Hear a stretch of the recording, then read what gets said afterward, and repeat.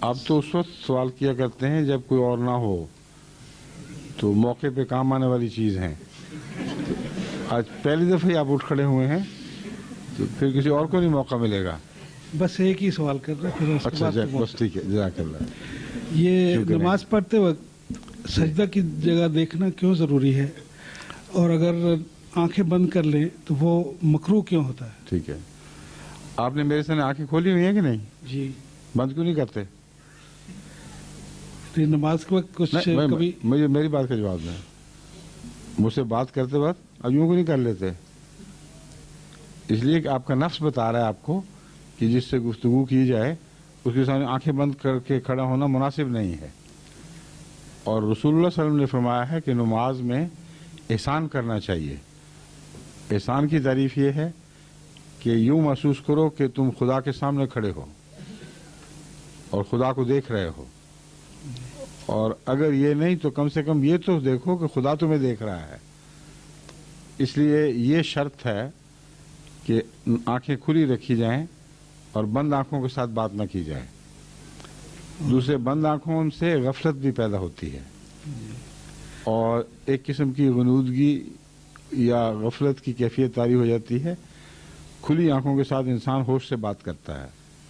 ایک منٹ ٹھہر جائیں، ابھی آپ کا سوال باقی ہے. دوسری بات یہ ہے کہ سجدے کی طرف نظر اس لیے کہ ادب کا تقاضا جہاں یہ بھی ہے کہ آنکھیں بند نہ کی جائیں، وہاں یہ بھی ہے کہ نظریں اٹھا کر آنکھ سے آنکھ ملا کے بات نہ کی جائے. اور طبعاً فطرتاً ہر جگہ جب ادب غالب ہو تو انسان کی نظریں جھک جاتی ہیں.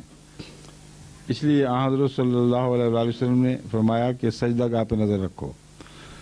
دوسرے یہ کہ اگر نگاہ اٹھی رہے تو ایک اور پہلو اس میں حکمت کا یہ ہے کہ دور تک نظر کے سامنے آنے جانے والے آپ کی توجہ کو کھینچتے رہیں گے. دائیں بائیں سے آگے سے گزرنے والے جو سجدہ چھوڑ کر گزرتے ہیں وہ آپ کی توجہ کو منعطف کرتے رہیں گے دوسری طرف. لیکن سجدے پر نظر ہو تو کچھ ہٹ کر کوئی گزرے بھی تو آپ کی توجہ اس طرف نہیں جائے گی، منعکس رہے گی سجدے ہی کی طرف، اور آپ کی نماز اس طرح ڈسٹرب نہیں ہوگی. یہ امکانات ہیں جو میرے ذہن میں ابھرے ہیں کہ ان حکمتوں کے پیش نظر رسول اللہ صلی اللہ علیہ وسلم نے یہ فرمایا ہوگا. ٹھیک ہے،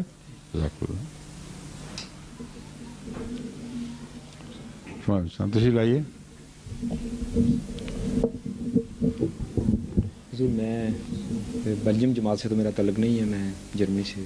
اچھا، تو میرے ایک دوست ہیں. وہاں نہیں موقع ملا آپ کو سوال کرنے کا؟ نہیں، اصل بات یہ تھی کہ یہ سوال میرا ہے ہی نہیں. اچھا، اس لیے دوسروں کے سوال آپ جرمنی سے باہر کرتے ہیں؟ نہیں، وہاں موقع بھی نہیں ملا. یہ بات بھی ٹھیک ہے، یہ کہیں نا انہوں نے مجھے بعد میں ہی یہ سوال کیا. اچھا، آپ وہاں سے آ چکے تھے. ٹھیک ہے ٹھیک ہے. تو میرے ایک ایرانی دوست ہیں جی، اور وہ ایران میں ڈاکٹر تھے. ڈاکٹر تھے، اب یہاں پر وہ جرمنی تشریف لے آئے ہیں. جرمنی آ گئے ہیں کافی عرصے سے، لیکن کام نہیں کر رہے.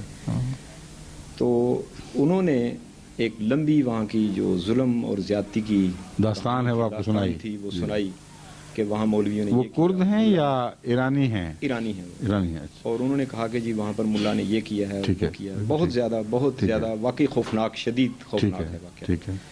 میں نے ان سے کہا، اصل میں بات یہ تھی کہ میں نے ان سے یہ سوال کیا کہ میں نے اکثر دیکھا ہے کہ ایرانی جو یہاں پر ہیں وہ یا تو دریا ہو گئے ہیں، اور یا وہ لوگ عیسائیت کا اعلان کرتے ہیں کہ ہم عیسائی ہیں، اور زیادہ تر وہ مذہب کا ذکر ہی نہیں کرتے، دلچسپی کم لیتے ہیں، اپنے آپ کا اظہار ہی نہیں کرتے. تو اس کی کیا وجہ ہے؟ تو انہوں نے جب یہ لمبی ایک کہانی سنا کے مجھے کہنے لگے کہ خدا تعالیٰ سے انسان یا اس طرح آسانی سے بھاگتا نہیں. یہ مذہب انسان کے اندر ہوتا ہے، وہ کبھی نہیں نکلتا.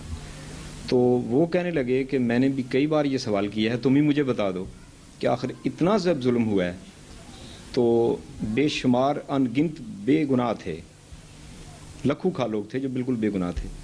تو ان کی ماؤں نے بھی چیخ و پکار کی خدا تعالیٰ کے حضور، ان کے بچوں نے بھی کی. تو خدا تعالیٰ آخر کب ان کی سنے گا، کیوں نہیں سنتا؟ یہ سوال ہے. یہ سوال تھا. تو سوال یہ ہے کہ کیا انسان کو اس دنیا میں یہ اختیار نہیں ہے کہ وہ گناہ گار بنے یا نیک ہو جائے؟ یہ اختیار ہے کہ نہیں ہے؟ تو جب خدا نے اختیار دیا ہے اور آزمائش کا دور ہے تو چھینے کیوں پھر یہ اختیار کسی سے؟ اور دوسرا یہ وہم ہے کہ دوسرے سارے معصوم لوگ ہیں. اکثر دنیا جب ساری کی ساری دونوں طرف کی بد ہو جایا کرتی ہے، پھر ایک بد دوسرے پر ظلم کیا کرتا ہے اور عملی حالت سب کی گندی ہوتی ہے. یہ فرضی بات ہے کہ بڑے بزرگ اور نیک لوگوں پر ظلم ہوئے ہیں. دوسرے اگر وہ حقیقت نیک اور بزرگ ہوتے تو اللہ کی آواز پر لبیک کہنے کی ضرورت کیوں نہ کرتے؟ وہاں جماعت کا پیغام بھیجا گیا، وہاں ہمارے جو مبلغ تھے بڑی تکلیفیں اٹھا کر پھر وہاں سے رخصت بھی ہو گئے. بڑی ابتدا کی بات ہے، قوم نے توجہ نہیں کی. یہ ایرانی جو دنیا میں باہر ملتے رہے ہیں، یہ کٹر شیعہ رہے یا کچھ اور تھے، مگر جماعت کی طرف توجہ نہیں دی انہوں نے. تو جنہوں نے خدا کی آواز پہ لبیک نہیں کہا، خدا ان کا نوکر تو نہیں کہ ان کی آواز پہ لبیک کہے. قرآن کریم نے دعا کا فلسفہ یہ بیان کیا ہے کہ تم میری بات سنو گے تو میں تمہاری بات، تم دعا کرتے ہو فاستجیبوا لی، میں تمہاری دعا کو سنتا ہوں، لیکن تم پر یہ لازم ہے فاستجیبوا لی کہ تم بھی میری بات کا مثبت جواب دیا کرو.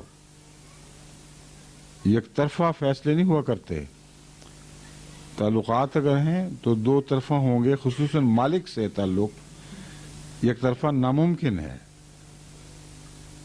خدا کوئی گھر کا نوکر تو نہیں کہ جب چاہ بلا لیا جب چاہ چھٹی کر دی.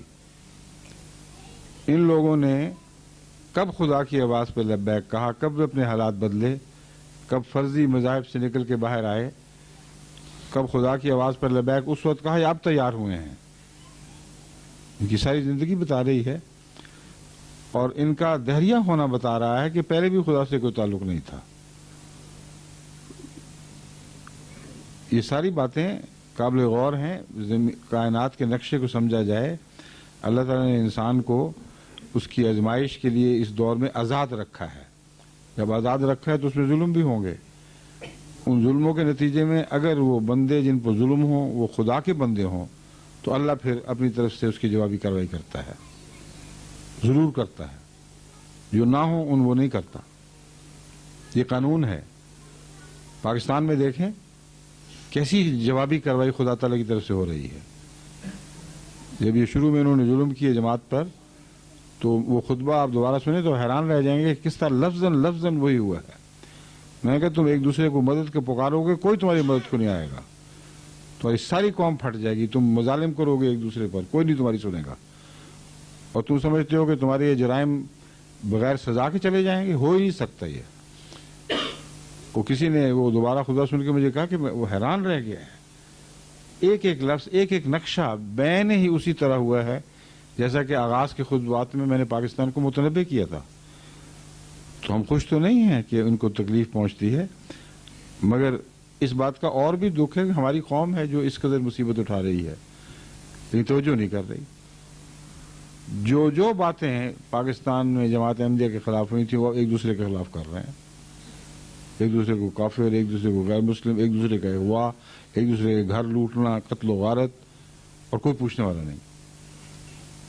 تو یہ دیکھیں خدا دکھائی دے رہا ہے کام کرتا ہوا. جہاں خدا سے تعلق ہی کوئی نہیں وہاں کہاں خدا دکھائی دے گا.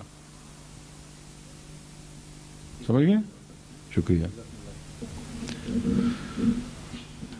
فرمائیے کون ہے آپ کے بعد پھر وہ. ٹھیک ہے.